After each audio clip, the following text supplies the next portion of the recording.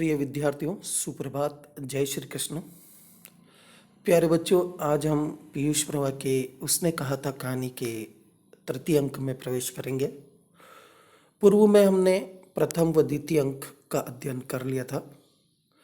प्रथम अंक में हमने देखा कि बड़े बड़े शहरों के इक्के वाले और अमृतसर के बाजार के बम्बू कार्ड वालों की भीड़ के बीच में से एक बालक और एक बालिका किसी दुकान पर सौदा लेने जाते हैं। वहाँ पर उनकी मुलाकात होती है और धीरे धीरे बातचीत होती है। और बच्चा जो है, बालक जो है, वो बार बार उससे पूछता रहता है कि तेरी कुड़मई हो गई, तेरी कुड़मई हो गई। और लड़के भी शर्मा कर स्वाभाविक रूप से धत कहकर ना कहकर चली जाती थी। और एक बार लड़की ने आशा के अनुरूप न उत्तर देकर हाँ मेरी सगाई हो गई ऐसा कहा। और लड़के की जो अस्वाभाविक प्रतिक्रिया है वो प्रकट हुई। साथ ही फिर हमने दूसरे अंक में प्रवेश किया। दूसरे अंक में और पहले अंक में मैंने कहा था 25 साल का अंतराल है। और दूसरे अंक में युद्ध का वर्णन था। लाना सिंह और सूबेदार हजारा सिंह बोधा सिंह खंदक में पड़े हुए हैं और शत्रुओं का किस तरह से सामना कर रहे हैं, आदि आदि बात। और लाना सिंह का बोधा सिंह की सेवा में तत्पर रहना आदि सब बातें हमने द्वितीय अंक में पढ़ी। आइए आज हम इस कहानी के तृतीय अंक में प्रवेश करते हैं। दोपहर रात गई, अंधेरा है, सन्नाटा छाया हुआ है। बोधा सिंह खाली बिस्कुटों के 3 टीनों पर अपने दोनों कंबल बिछाकर और लाना सिंह के 2 कंबल और एक ओवरकोट ओढ़कर सो रहा है। Barkot means overcoat. दोपहर रात गई, इट मीन्स 2 पहर बीत गए। एक पहर में 3 आवर्स होते हैं, 3 घंटे होते हैं, यानी कि 6 घंटे रात्रि के निकल गए, यानी कि मध्य रात्रि का समय है। अंधेरा है, सन्नाटा छाया हुआ है। बोधा सिंह खाली बिस्किटों के 3 टीनों पर और अपने दोनों कंबल बिछाकर और लाना सिंह के 2 कंबल और एक बरकोट ओढ़कर सो रहा है। लाना सिंह पहरे पर खड़ा हुआ है। एक आंख खाई के मुंह पर है और एक बोधा सिंह के दुबले शरीर पर। बोधा सिंह कराहा, चिल्लाया, क्यों बोधा भाई, क्या है? पानी पिला दो। लाना सिंह ने कटोरा उसके मुंह से लगाकर पूछा, कहो कैसे हो? पानी पीकर बोधा बोला, कपकपी छूट रही है, रोम रोम में तार दौड़ रहे हैं, दांत बज रहे हैं, अर्थात ठंड लग रही है। अच्छा, मेरी जर्सी पहन लो। और तुम? मेरे पास सिगड़ी है और मुझे गर्मी लगती है, पसीना आ रहा है। ना, मैं नहीं पहनता, 4 दिन से तुम मेरे लिए। ऐसा कहकर वह रुक गया। हाँ, इतने में लाना सिंह पुनः बोला, हाँ याद आई, मेरे पास दूसरी गर्म जर्सी है, आज सवेरे ही आई है, विलायत से बुन बुन कर में भेज रही हैं, गुरु उनका भला करे। यूं कहकर लाना अपना कोट उतार कर जर्सी उतारने लगा। अब जब उसे ठंड लग रही है, दांत बज रहे हैं, तो लाना सिंह ने अपनी जर्सी देना चाहा और बोधा सिंह ने मना कर दिया कि नहीं भाई, तुम्हें ठंड लगेगी और मैं देख रहा हूँ तुम 4 दिन से सब मेरी पूर्ण सेवा कर रहे हो और अपनी चिंता नहीं कर रहे। तो फिर लाना सिंह ने बहाना बनाया कि नहीं नहीं नहीं, मेरे पास एक दूसरी गर्म जर्सी है, आज सवेरे ही आई है, विलायत से बुन बुन कर भेज रही है में। ऐसा कहता है वो। यूं कहकर लाना अपना कोट उतार कर जर्सी उतारने लगा। फिर बोधा सिंह पूछता है, सच कहते हो और नहीं झूठ? यूं कहकर ना ही करते बोधा को उसने जबरदस्ती जर्सी पहना दी और आप खाकी कोट और जीन का कुर्ता भर पहनकर पहरे पर आ खड़ा हुआ। मेम की जर्सी की कथा केवल कथा थी, मतलब केवल बात थी, ऐसा कुछ भी नहीं था। कोई सी मेम ने कोई जर्सी नहीं भेजी थी। वह वास्तव में बोधा सिंह की मदद करना चाहता था और उसकी मदद में उसने अपने स्वार्थ को भी छोड़ दिया था। यही कारण था कि उसने अपना ओवरकोट, अपनी जर्सी, सब कुछ बोधा सिंह के लिए अर्पित कर दी। आधा घंटा बीता, इतने में खाई के मुंह से आवाज आई, सूबेदार हजारा सिंह। कौन? लेफ्टिनेंट साहब, हुक्म हुजूर, कहकर सूबेदार तनकर फौजी सलाम करके सामने हुआ। देखो उस लेफ्टिनेंट साहब मतलब लेफ्टिनेंट का एक पद होता है। ये अपने आंचलिक भाषा में उसको लेफ्टन कहते हैं, लेफ्टिनेंट। कौन? लेफ्टिनेंट साहब, हुक्म हुजूर, कहकर सूबेदार तनकर फौजी सलाम करके सामने हुआ। देखो अब वो लेफ्टन जो लेफ्टिनेंट बनकर आया था अंधेरे में, जिसकी चेहरा नहीं दिख रहा था, उसने बोला, देखो इसी समय धावा करना होगा। मील भर की दूरी पर पूर्व के कोने में एक जर्मन खाई है, उसमें 50 से ज़्यादा जर्मन नहीं है। इन पेड़ों के नीचे नीचे 2 खेत काट कर रास्ता है, 3-4 घुमाव है, जहाँ मोड़ है वहाँ 15 जवान खड़ा करके आया हूँ। तुम यहाँ 10 आदमी छोड़कर सबको साथ ले उनसे जा मिलो, खंदक छीनकर वहीं जब तक दूसरा हुक्म न मिले वहीं डटे रहो, हम यहाँ रहेगा। ऐसा कहा। जो हुक्म, सूबेदार हजारा सिंह बोला, जो हुक्म। चुपचाप सब तैयार हो गए। बोधा भी कंबल उतार कर चलने लगा। तब लहना सिंह ने उसे रोका। लहना सिंह आगे हुआ तो बोधा की ओर इशारा किया। लहना सिंह समझकर चुप हो गया। पीछे 10 आदमी कौन रहे, इस पर बड़ी हुज्जत हुई, बहुत विवाद हुआ। आपने कहा ना, आपने पहले पढ़ा कि बिना फेरे घोड़ा बिगड़ता है और बिना लड़े सिपाही, तो ये ऐसा ही जज्बा सिपाहियों में था। जब 10 जने यहाँ रुक जाओ और बाकी सब चले जाओ, ऐसी बात हुई तो सभी लाम पर जाने के लिए, शत्रु से लोहा लेने के लिए विवाद करने लगे कि मैं जाऊंगा, मैं जाऊंगा। यहाँ तक कि रुग्ण या बीमार बोधा सिंह भी जाने को तत्पर दिखा। कोई रहना नहीं चाहता था। समझा बुझा कर सूबेदार ने मार्च किया। लप्टन साहब लहना की सिगड़ी के पास मुंह फेर कर खड़े हो गए और जेब से सिगरेट निकालकर सुलगाने लगे। 10 मिनट बाद उन्होंने लहना की ओर हाथ बढ़ाकर कहा, लो तुम भी पियो। आंख मारते करते लहना सब समझ गया। मुंह का भाव छिपाकर बोला, लाओ साहब। हाथ आगे करते ही उसने सिगड़ी के उजाले में साहब का मुंह देखा, बाल देखे, तब उसका माथा ठनका। तब उसे थोड़ी सी अलर्टनेस आई, सचेत हुआ। लप्टन साहब के पट्टियों वाले बाल एक दिन में कहाँ उड़ गए और उनकी जगह कैदियों के से कटे बाल कहाँ से आ गए। लहना सिंह ऐसा सोचने लगा। फिर थोड़ी देर बाद बोला, शायद साहब शराब पिए हुए हैं और उन्हें बाल कटवाने का मौका मिल गया। शायद शराब पी रखी है और ये बाल कटवाने बैठ गए, जो इन्होंने छोटे छोटे बाल करा दिए हैं। लहना सिंह ने जांचना चाहा और परख करनी चाहिए, टेस्ट करना चाहा। क्यों? क्योंकि लप्टन साहब 5 वर्ष से उनकी रेजिमेंट थे। क्यों? लेफ्टिनेंट साहब के साथ लहना सिंह 5 वर्ष से काम कर रहा था। वो लेफ्टिनेंट साहब की समस्त आदतों को, व्यवहार को भली भांति जानता था। फिर लहना सिंह बोला, क्यों साहब? उसने जांच करनी चाहिए और उनसे अलग अलग प्रश्न किए। वो बोला, क्यों साहब, हम लोग हिंदुस्तान कब जाएंगे? लड़ाई खत्म होने पर। क्यों? क्या यह देश पसंद नहीं? लेफ्टिनेंट साहब कहते हैं, नहीं साहब, शिकार के वे मजे यहाँ कहाँ। याद है पार साल, यानी कि पिछले साल, नकली लड़ाई के पीछे हम आप जगाधरी जिले में शिकार करने गए थे। हाँ हाँ, वहीं जब आप खोते पर सवार थे। खोता बोलते गधे को। हाँ हाँ, वही जब आप खोते पर सवार थे। और आपका खानसामा, खानसामा मतलब कर्मचारी, अब्दुल्ला, जिसका नाम क्या था? अब्दुल्ला, रास्ते के एक मंदिर में जल चढ़ाने को रह गया था। अब्दुल्ला मुस्लिम धर्मावलंबी और मंदिर पे जल चढ़ाने को रह गया था। यह सुनते ही साहब बोलते, बेशक पाजी कहीं का। सामने से वह नीलगाय निकली कि ऐसी बड़ी मैंने कभी नहीं देखी। और आपकी एक गोली कंधे में लगी और पुट्ठे से निकली। ऐसे अफसर के साथ शिकार खेलने में मजा है। क्यों साहब? शिमले से तैयार होकर उस नीलगाय का सिर आ गया था ना। आपने कहा था कि रेजिमेंट की मेस में लगाएंगे। हाँ, पर मैंने वह विलायत भेज दिया। ऐसे बड़े बड़े सिंह 2-2 फीट के तो होंगे। हाँ, लहना सिंह 2 फुट 4 इंच के थे। तुमने सिगरेट नहीं पिया? पीता हूँ साहब, दिया सलाई ले आता हूँ, माचिस ले आता हूँ, कहकर लहना सिंह खंदक में घुसा। अब उसे संदेह नहीं रहा था। उसने झटपट निश्चय कर लिया था कि क्या करना चाहिए। अंधेरे में किसी सोने वाले से वह टकराया। आवाज आई, कौन? वजीरा सिंह। हाँ, क्यों लहना? क्या कयामत आ गई? जरा तो आग लगने दी होती, जरा तो सोने दिया होता। तो इस तरह से एक नकली जर्मन लेफ्टिनेंट साहब आते हैं और लहना सिंह अपनी चतुरता से, अपनी बुद्धिमता से उसकी परख कर लेता है। वो जान लेता है कि उसने सूबेदार को गलत आदेश दिया है और झूठ बोलकर यहाँ से रवाना कर दिया है और हम साथियों को कम कर दिया है, जिससे कि ये जर्मन सैनिक हम पर आक्रमण करके हमारी खंदक को नष्ट कर सकते हैं। और लहना सिंह अपनी बातें करता है कि जगाधरी के जंगल में हम शिकार करने गए थे, आप गधे पे सवार थे, आपका मुस्लिम खानसामा मंदिर में जल चढ़ाने गया था। इन सभी प्रश्नों के जवाब वो हाँ में देता है। तो लहना सिंह समझ जाता है कि ज़रूर कुछ न कुछ गड़बड़ है और फटाक से अंधेरे में जाता है और अंधेरे में किसी से टकराता है और वहाँ पर आवाज़ आती है, कौन? वजीरा सिंह। हाँ, क्यों लहना? क्या कयामत आ गई? जरा तो आग लगने दी होती। अब अगले अंक में प्रवेश करते हैं, अंक 4।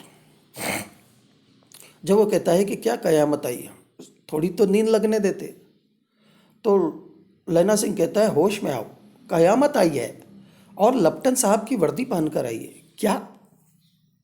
लपटन साहब या तो मारे गए हैं या कैद हो गए हैं। उनकी वर्दी पहनकर ये कोई जर्मन आया है।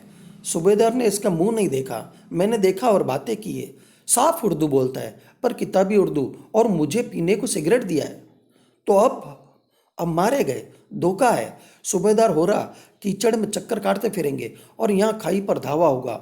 उठो, एक काम करो, पलटन के पैरों के निशान देखते देखते दौड़ जाओ, अभी बहुत दूर न गए होंगे। सूबेदार से कहो, एक कदम लौट आवे।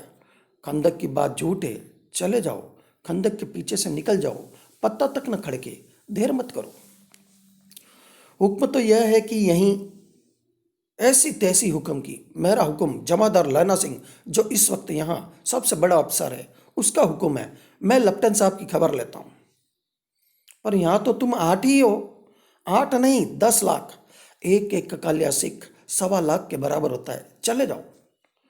लौटकर खाई के मुहाने पर लैना सिंह दीवार से चिपक गया। उसने देखा कि लपटन साहब ने जेब से बेल के बराबर के 3 गोले निकाले। तीनों को जगह जगह खंदक की दीवारों में घुसेड़ दिया और तीनों में एक तार सा बांध दिया। तार के आगे सूत की एक गुत्थी थी, जिसे सिगड़ी के पास रखा। बाहर की तरफ जाकर एक दिया सलाई जलाकर गुत्थी पर रखने, बिजली की तरह दोनों हाथों से उल्टी बंदूक को उठाकर लैना सिंह ने साहब की खूनी पर तान कर दे मारा। धमाके के साथ साहब के हाथ से दिया सलाई गिर पड़ी। लैना सिंह ने एक कुंदा साहब की गर्दन पर मारा और साहब mean God, oh my God कहते हुए चित हो गए, बेहोश हो गए। लैना सिंह ने तीनों गोले बीन कर खंदक के बाहर फेंके और साहब को घसीट कर सिगड़ी के पास लिटाया। जेबों की तलाशी ली, 3-4 लिफाफे और एक डायरी निकालकर उन्हें अपनी जेब के हवाले कर दिया। साहब की मूर्छा हटी। लैना सिंह हंसकर बोला, क्यों लपटन साहब, मिजाज कैसा है? आज मैंने बहुत बातें सीखी। यह सीखा कि सिख सिगरेट पीते हैं। यह सीखा कि जगाधरी के जिले में नील गायें होती हैं और उनके 2 फुट 4 इंच के सींग होते हैं। यह सीखा कि मुसलमान खानसामा मंदिरों में जल चढ़ाते हैं और लपटन साहब खोते पर चढ़ते हैं। पर यह तो कहो, ऐसी साफ उर्दू कहाँ से सीखा है? हमारे लपटन साहब तो बिना डेम के 5 लफ्ज भी नहीं बोला करते। लाना ने पतलून की जेबों की तलाशी नहीं ली थी। साहब ने मानो जाड़े से बचने के लिए, ठंड से बचने के लिए दोनों हाथ जेबों में डाले। लैना सिंह कहता गया, चालाक तो बड़े हो, पर मांझे का लैना इतने बरस लपटन साहब के साथ रहा है, उससे चकमा देने के लिए 4 आंखें चाहिए। 3 महीने हुए, एक तुर्की मौलवी मेरे गांव में आया था। औरतों को बच्चे होने के ताबीज बांटता था और बच्चों को दवाई देता था। चौधरी के बड़ के नीचे मंजा बिछा अर्थात चारपाई बिछा कर हुक्का पीता रहता था और कहता था कि जर्मनी वाले बड़े पंडित हैं, वेद पढ़ पढ़ कर उसमें से विमान चलाने की विद्या जान गए हैं। गो को नहीं मारते, हिंदुस्तान में आ जाएंगे तो गो हत्या बंद कर देंगे। मंडी के बनियों को बकाता कि डाक खाने से रुपया निकाल लो, सरकार का राज्य जाने वाला है। डाक बाबू पोल्लू राम भी डर गया था। मैंने मुल्ला जी की दाढ़ी मूंड दी और गांव से बाहर निकल कर कहा था कि जो मेरे गांव में अब पैर रखा तो। लैना सिंह अपने अतीत की बातें बताता है कि मैं तो बहुत जल्दी भाप लेता हूँ, दुश्मन के इरादे भाप लेता हूँ। पहले भी एक तुर्की मौलवी का वेश बनाकर कोई जर्मन आया था और इस तरह से गांव वालों को भड़का रहा था, तो मैंने उसकी दाढ़ी मूंड दी और उसको कह दिया कि आप खबरदार जो अब कभी इस गांव में प्रवेश किया। साहब की जेब में से पिस्तौल चला और लहना की जांग में गोली लगी। इधर लहना की हेनरी मार्टिनी, ये भी पिस्तौल का नाम है, कि 2 फायरों ने साहब की कपाल क्रिया कर दिया अर्थात साहब को मृत्यु तक पहुंचा दिया। धड़ाका सुनकर सब दौड़े आए। बोधा चिल्लाया, क्या है? लाना ने उसे यह कहकर सुला दिया कि एक खड़का हुआ कुत्ता आया था, एक पागल कुत्ता आया था, मार गिराया। औरों से सब हाल कह दिया और बाकी सबसे तो पूरी बात बता दी कि ऐसा ऐसा लपटन आया और इस तरह से उसका कपाल क्रिया हुई। सब बंदूकें लेकर तैयार हो गए। लैना ने साफा फाड़कर घाव के दोनों तरफ पट्टियां कसकर बांधी। घाव मांस में ही था, पट्टियों के कसने से लहू निकलना बंद हो गया। इतने में 70 जर्मन चिल्लाकर खाई में घुस पड़े। सिखों की बंदूकों की बाढ़ ने पहले धावे को रोक दिया, दूसरे को रोका, पर यहाँ थे 8 और वे 70। लैना सिंह तक तक कर मार रहा था, वह खड़ा था और लेटे हुए थे, और जर्मन सैनिक जो थे वो लेटे हुए थे, और वो कितने थे? 70 थे। अपने मुर्दा भाइयों के शरीर पर चढ़कर जर्मन आगे घुसे आते थे। थोड़े मिनटों में वे अचानक आवाजें, वाह गुरुजी दी फतेह, वाह गुरुजी दा खालसा, और धड़ाधड़ बंदूकों से फायर जर्मन की पीठ पर पड़ने लगे। ऐन मौके पर जर्मन दो चक्की के पाटों के बीच में आ गए। क्यों? क्योंकि पीछे से सूबेदार हजारा सिंह के जवान आग बरसाते थे और सामने लैना सिंह के साथियों के संगीन चल रहे थे। पास आने पर पीछे वालों ने भी संगीन पिरोना शुरू कर दी। इस तरह से 70 जर्मन सैनिकों पर भारतीय टुकड़ी टूट पड़ी। एक किलकारी, एक चीख हुई और अकाल सिखा दी फौज आई, वाह गुरु जी दी फतेह, वाह गुरु जी दा खालसा, सत श्री अकाल पुरुष, और लड़ाई खत्म हो गई। 63 जर्मन या तो खेत रहे थे, या तो मारे गए थे, या करा रहे थे, या चिल्ला रहे थे, घायल हो गए थे। सिक्कों में 15 के प्राण गए थे। सूबेदार के दाहिने कंधे में से गोली आर पार निकल गई। लैना सिंह की पसली में भी एक गोली लगी। उसने घाव को खंदक की गिल्ली मिट्टी से पूर लिया और बाकी का साफा कसकर कमरबंद की तरह लपेट लिया। किसी को खबर न हुई कि लैना को दूसरा घाव, भारी घाव लगा है। लड़ाई के समय चांद निकल आया था, ऐसा चांद जिसके प्रकाश से संस्कृत के व्योग का दिया हुआ शही नाम सार्थक होता है। शही मतलब नष्ट होने वाला, नाम सार्थक होता है, अर्थात एक दूज का, तीज का बारीक सा चांद था। और हवा ऐसी चल रही थी जैसे बाणभट्ट की भाषा में दंत वीणोपदेशाचार्य कहलाती है। जैसे वहाँ बाणभट्ट कहते हैं कि दंत वीणा उपदेश का जो उनका तरीका है, वैसी वहाँ पर सर हवा चल रही है।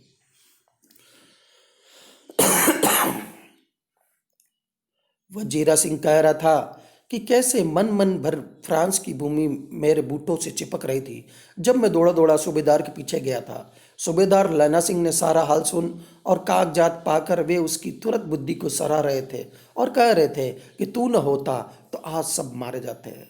और लैना की प्रशंसा कर रहे थे कि भाई तूने अपनी क्विक डिसीजन लिया और इस तरह से लेफ्टिनेंट से हम सबको बचा लिया और उसके महत्वपूर्ण कागजात मिल गए जो आज हम बचे हुए हैं, अन्यथा हम सब मारे जाते और तू न होता तो आज सब हम मर जाते। ऐसा कहकर लैना सिंह की प्रशंसा करते हैं। इस लड़ाई की आवाज़ 3 मील दाहिनी और की खाई वालों ने सुन ली थी। उन्होंने पीछे टेलीफोन कर दिया था। वहाँ से झटपट 2 डॉक्टर और 2 बीमार ढोने की गाड़ियाँ चली जो कोई 1.5 घंटे के अंदर अंदर आ पहुँची। फील्ड अस्पताल नज़दीक था, सुबह होते होते वहाँ पहुँच जाएंगे, इसलिए मामूली पट्टी बांधकर एक गाड़ी में घायल लिटाए गए और दूसरी में लाशें रखी गई। सूबेदार ने लैना सिंह की जांग में पट्टी बंधवानी चाहिए, पर उसने यह कहकर टाल दिया कि थोड़ा घाव है, सवेरे देखा जाएगा। बोधा सिंह जोर में बड़बड़ा रहा था। वह गाड़ी में लिटाया गया। लहना को छोड़कर सूबेदार जाते नहीं थे। यह देख लहना ने कहा, तुम्हें बोधा की कसम और सूबेदार जिन्नी की सौगंध है जो इस गाड़ी में न चले जाओ। और तुम मेरे लिए वहाँ पहुँच गाड़ी भेज देना, और जर्मन मुर्दों के लिए भी तो गाड़ी आती होंगी। मेरा हाल बुरा नहीं है, देखते नहीं मैं खड़ा हूँ, वजीरा सिंह मेरे पास तो है ही। अच्छा, पर बोधा गाड़ी पर लेट गया। भला आप भी चढ़ जाओ। सुनिए तो, सूबेदारनी होरा को चिट्ठी लिखो तो मेरा मत्था टेकना लिख देना, और जब घर जाओ तो कह देना कि मुझसे जो उसने कहा था वह मैंने कर दिया। गाड़ियाँ चल पड़ी थी। सूबेदार ने चढ़ते चढ़ते लन्ना का हाथ पकड़कर कहा, तेने मेरे और बोधा के प्राण बचाए हैं, लिखना कैसा, साथ ही घर चलेंगे। अपनी सूबेदारनी को तू ही कह देना उसने क्या कहा था। अब आप गाड़ी पर चढ़ जाओ, मैंने जो कहा वह लिख देना और कह भी देना। गाड़ी के जाते लैना लेट गया। वजीरा पानी पिला दे, मेरा कमरबंद खोल दे, तर हो रहा है, गीला हो रहा। इस तरह से इस कहानी के दोनों अंक समाप्त हुए। अब हम इस कहानी के अंतिम अंक में प्रवेश करेंगे। अब सूबेदार और बोधा सिंह को रवाना कर दिया गया है और वजीरा सिंह और लैना सिंह डटे हुए हैं मोर्चे पर। और लैना सिंह को गहरा घाव लगा है पसली में और वह पानी मांग रहा है। और कुछ ऐसा ही दृश्य यहाँ पर और आ रहा है कि मृत्यु के कुछ समय पहले स्मृति बहुत साफ हो जाती है, यादें बहुत क्लियर हो जाती है, जन्म भर की घटनाएं एक एक करके सामने आती है, सारे दृश्यों के रंग साफ होते हैं, समय की धुंध बिल्कुल उन पर से हट जाती है। लैना सिंह 12 वर्ष का है, अमृतसर में मामा के यहाँ आया हुआ है। दही वाले के यहाँ, सब्जी वाले के यहाँ, हर कहीं उसे एक 8 वर्ष की लड़की मिल जाती है। जब वो पूछता है तेरी कुड़माई हो गई, तब धत कहकर वह भाग जाती है। एक दिन उसने वैसे ही पूछा तो उसने कहा, हाँ कल हो गई, देखते नहीं ये रेशम के फूलों वाला सालू ओढ़नी। सुनते ही लैना सिंह को दुख हुआ, क्रोध हुआ। क्यों हुआ? वजीरा सिंह पानी पिला दे। अब लैना सिंह घायल अवस्था में अपने जन्म की स्मृतियों को याद कर रहा है। 25 वर्ष बीत गए। अब लैना सिंह नंबर 77 राइफल्स में जमादार हो गया। उस 8 वर्ष की कन्या का ध्यान ही न रहा। न मालूम वह कभी मिली थी या नहीं। 7 दिन की छुट्टी लेकर जमीन के मुकदमे की पैरवी करने वह अपने घर गया था। वहां रेजिमेंट के अफसर की चिट्ठी मिली कि फौज लाम पर जाती है, लड़ाई पर जाती है, फौरन चले आओ। साथ ही सूबेदार हजारा सिंह की चिट्ठी मिली कि मैं और बोधा सिंह भी लाम पर जाते हैं, युद्ध पर जाते हैं, लौटते हुए हमारे घर होते जाना, साथ ही चलेंगे। सूबेदार का गांव रास्ते में पड़ता था और सूबेदार उसे बहुत चाहता था। लैना सिंह सूबेदार के यहां पहुंचा। जब चलने लगे तब सूबेदार बेड़े में से निकल कर आया, बोला, लैना, सूबेदारनी तुमको जानती है, बुलाती है, जा मिला। लैना सिंह भीतर पहुंचा। सूबेदारनी मुझे जानती है?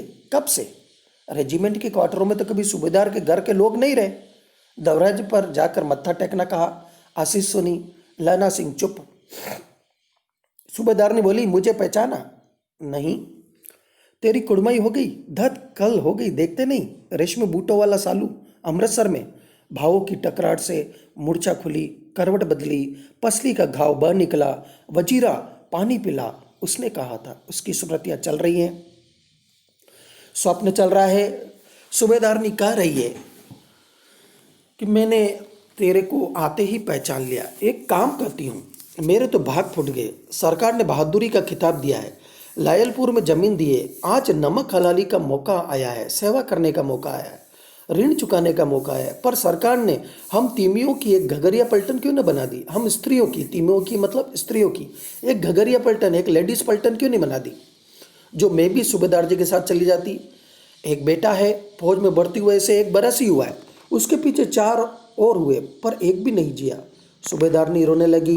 अब दोनों जाते हैं, मेरे भाग। तुम्हें याद है, एक दिन तांगे वाले का घोड़ा दही वाले की दुकान के पास बिगड़ गया था। तुमने उस दिन मेरे प्राण बचाए थे। आप घोड़ों की लातों में चले गए थे और मुझे उठाकर दुकान के तख्ते पर खड़ा कर दिया था। ऐसे ही इन दोनों को बचाना, यह मेरी भिक्षा है। तुम्हारे आगे आंचल पसारती हूँ, फैलाती हूँ। रोती रोती सूबेदारनी ओवरी में चली गई, मकान के भीतरी भाग में चली गई। लहना भी आंसू पोंछता हुआ बाहर आया। वजीरा सिंह पानी पिला, उसने कहा था। अब उसको यादें आ रही है। लहना का सिर अपनी गोदी में रख वजीरा सिंह बैठा है। जब मांगता है तब पानी पिला देता है। आध घंटे तक लहना चुप रहा, फिर बोला, कौन? कीरत सिंह। अब उसको कीरत सिंह की याद आई, उसके भाई की याद आई। वजीरा ने कुछ समझकर कहा, हाँ भैया, मुझे और ऊंचा कर ले, अपने पट्ट पर मेरा सिर रख ले, अपनी जांग पर मेरा सिर रख ले। वजीरा ने वैसा ही किया। हाँ अब ठीक है, पानी पिला दे। बस अब के हाड़ में यह आम खूब फलेगा, अब की गर्मी में यह आम खूब फलेगा। चाचा भतीजा दोनों यहीं बैठकर आम खाना। जितना बड़ा तेरा भतीजा है उतना ही यह आम है। जिस महीने उसका जन्म हुआ था उसी महीने में मैंने इसे लगाया था। वजीरा के सिंह के आंसू टप टप टपक रहे थे। कुछ दिनों के बाद लोगों ने अखबारों में पढ़ा, फ्रांस और बेल्जियम 68वीं सूची, मैदान में घावों से मरा नंबर 77 सिख राइफल जमादार लैना सिंह। इस तरह से लैना सिंह ने निश्चल प्रेम, त्याग, कर्तव्य पर अपना आत्मोत्सर्ग कर दिया, अपना बलिदान कर दिया। तो ये कहानी जो है यहाँ पर अवसान को प्राप्त कर लेती है, यहाँ पर अंत को प्राप्त कर लेती है और इस तरह से ये आपकी संपूर्ण कहानी पूरी हो जाती है। अब आपको इस कहानी के कुछ प्रश्न भी दे रखे हैं, उनको भली भांति कर लेना है। किसी प्रश्न में कोई रुकावट हो, कोई डाउट हो तो आप मुझसे संपर्क कर सकते हैं। तब तक के लिए धन्यवाद। जय हिंद।